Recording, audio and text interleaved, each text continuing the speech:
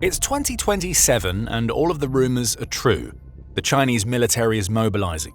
Hundreds of thousands of soldiers are being prepared as President Xi Jinping waits until the moment is right to give the order to invade Taiwan. Australia watches and waits. It knows it will be affected by this war no matter who wins, and that means it has no choice. It has to respond. And this is how Australia would do it. Xi gives the order. The invasion begins. China's massive invasion force is built up along the coast of the Fujian province, stretching for roughly 3,750 kilometers or about 2,330 miles, and with over 2,000 islands in its waters, this coastal area is the perfect launching point for the invasion. Geographically, it's the closest Chinese province to Taiwan, and that proximity will be needed because China faces a tough task ahead. Xi needs his forces to claim Taiwan's ports as quickly as possible, as the more time spent on this initial phase, the greater the chance that the Allied forces led by the US, with Japan and Australia in supporting roles, could stop China. It's not the Chinese ships that sail first. Missiles have to fly.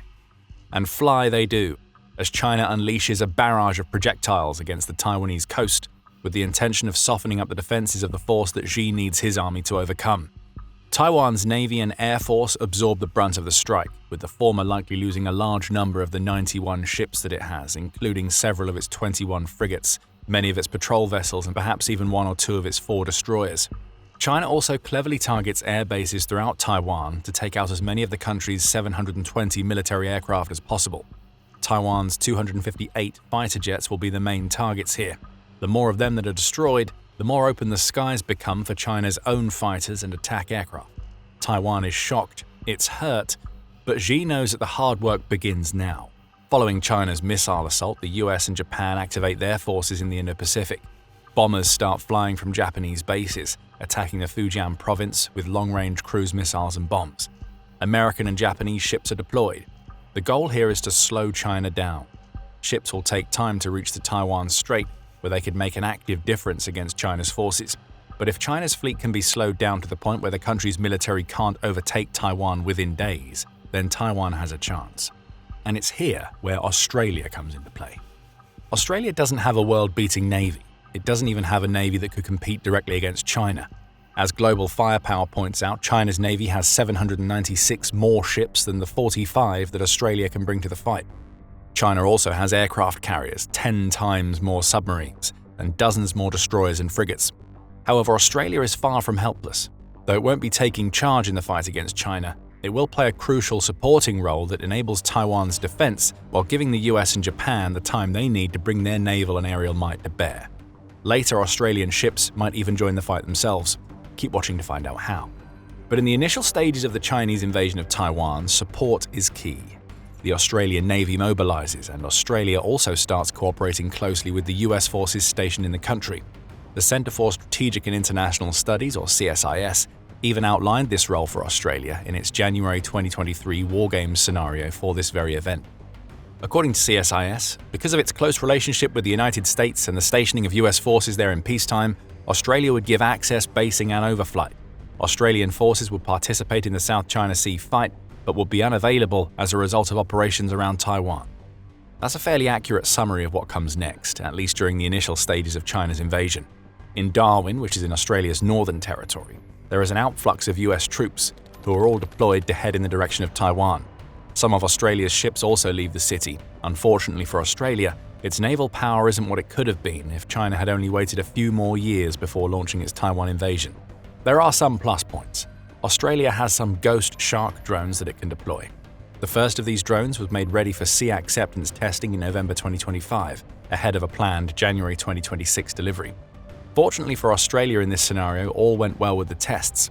The Ghost Shark's manufacturers, Anduril, were able to ramp up production in 2026 to deliver a handful of drones to Australia.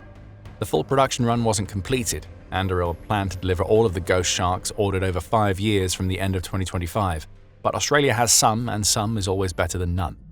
Unfortunately, other assets just weren't ready in time.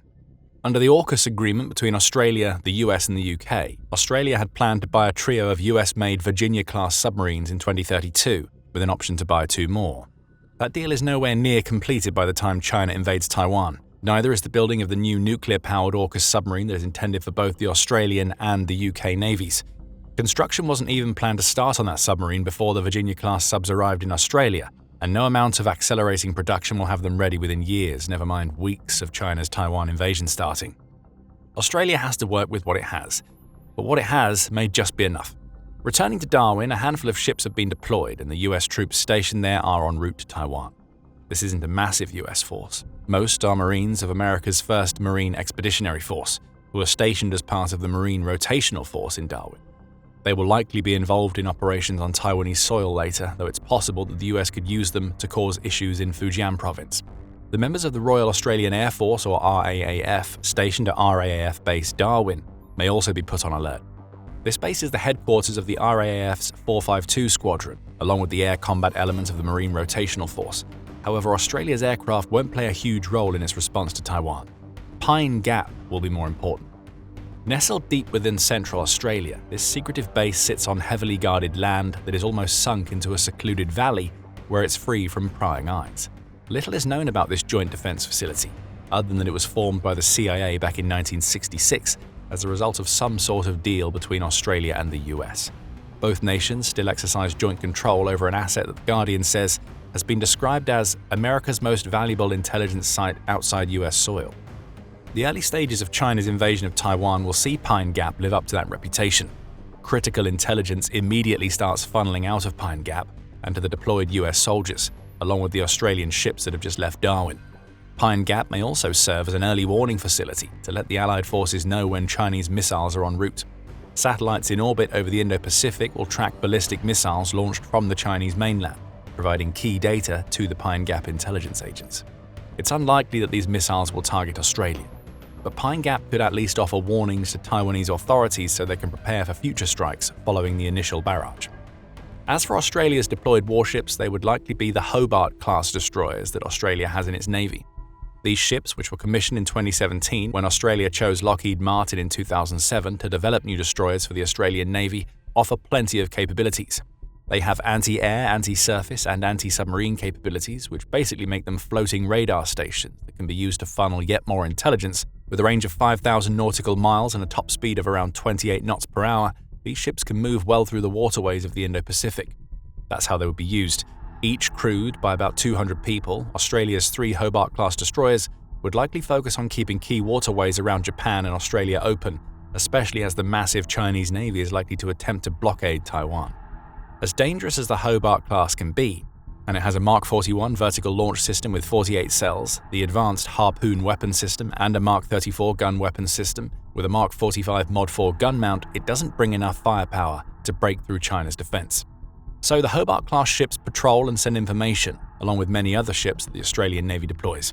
Submarines will be coming soon, but you'll have to keep watching to find out what roles they will play.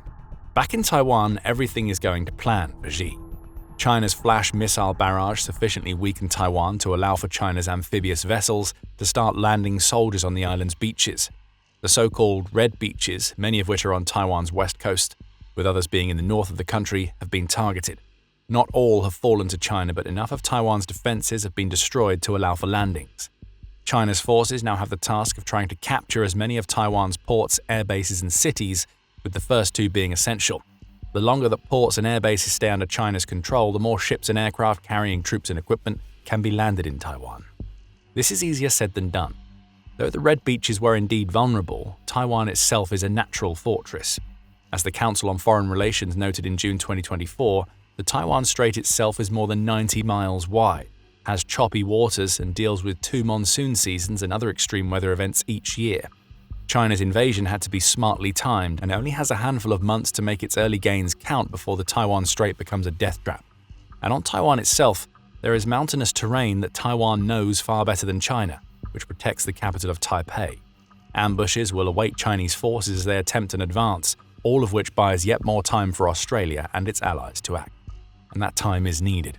China starts launching missiles at the Japanese bases from which Japan and the US are deploying their ships, causing serious damage.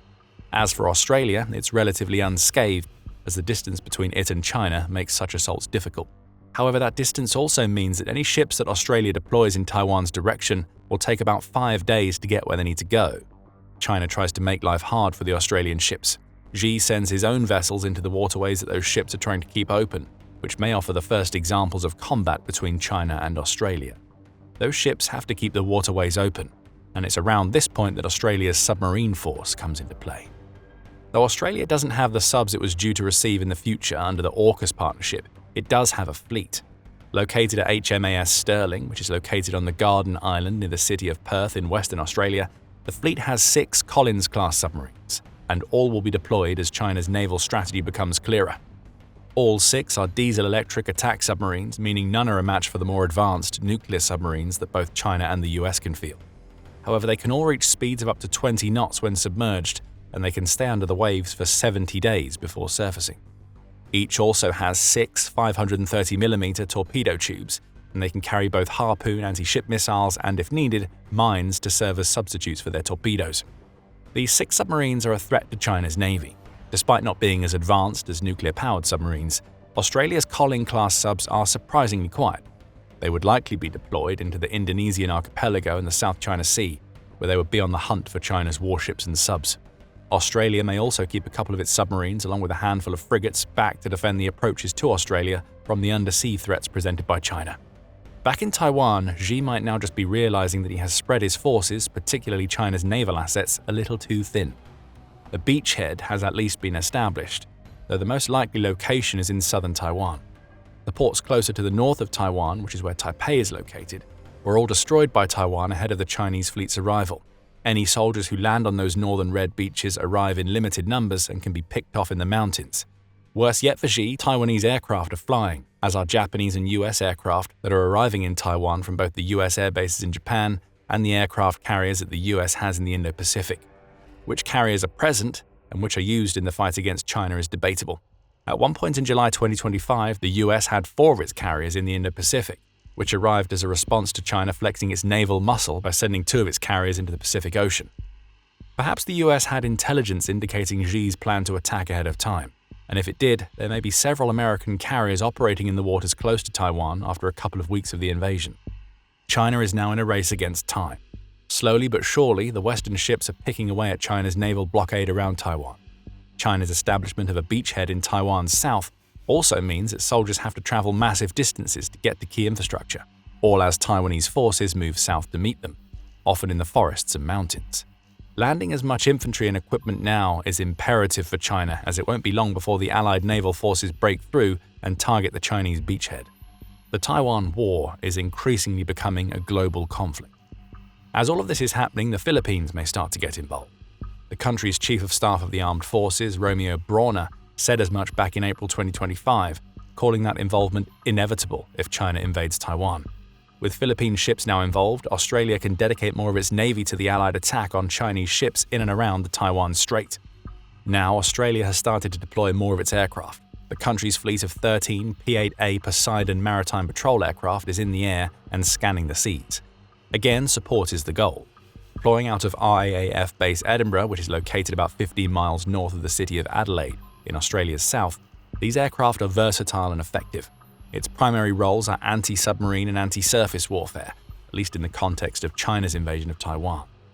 However, the aircraft can also serve as search and rescue assets, in addition to providing maritime intelligence that continues to help both the Australian and Allied navies as the assault on China's navy continues. Potentially aided by MQ-4C Triton drones, these Poseidon aircraft provide situational awareness. Australia may also deploy its small fleet of C-130 and C-17 transport planes, which could move equipment and troops around for the Allied forces. That logistical capability will prove essential once the US and Japan finally break the Chinese naval blockade, with missile assaults from the Japanese mainland and constant airstrikes made possible by America's aircraft carriers. Australia continues to feed intelligence and provide support. The rest of the Allied assets do the real damage. And it's here where China's invasion starts to fail. With its anti-ship missiles running low as it's burned through its stockpiles of around 400 DF-26 projectiles, along with many of its other anti-ship weapons, China is running out of options when it comes to attacking the Allied fleet. In Taiwan, China's infantry is bogged down in fighting across treacherous terrain that Taiwan uses expertly to defend key military nodes. As for Australia, it keeps doing what it's done for most of the invasion. Only the jobs of its support vessels and aircraft start getting easier as the Chinese navy is thinned out. Xi has to start sending ships that were otherwise operating in the waterways outside of Taiwan to the Taiwan Strait to reinforce the naval blockade. It's not enough. Australia's surface fleet also heads toward the Taiwan Strait, where it takes part in the destruction of China's amphibious fleet. That's the problem for Xi. China needs to deliver a knockout blow early, or it gets locked into a war of attrition. As long as enough time can be bought, particularly by Taiwan's defenders, the Allied forces will be able to attrit China's navy to the point where it becomes ineffective. As the Taiwan Strait opens up, more Chinese ships are destroyed. Australia may get in on the action. But the support it provides throughout the invasion will be far more valuable. Xi finds out that he bit off more than he could chew. If it were Taiwan alone, maybe China would win. It would certainly have more time to flood Taiwan with soldiers if it didn't have to worry about the US, Japanese, and Australian response. But China did have to worry. Stretched too thin and with too many targets, the Chinese invasion failed. And though it wasn't the headline act in the defense of Taiwan, Australia will have played a key role in the Allied forces to ensure the damage inflicted on Taiwan by China didn't become catastrophic. While this is just one of several scenarios that might play out if China invades Taiwan, the one constant in many of them has to be Australia's involvement. If Australia chooses to stand back and watch, it will only delay the inevitable of getting drawn into the fight anyway. That's according to the Australian Strategic Policy Institute, which put it bluntly back in 2025.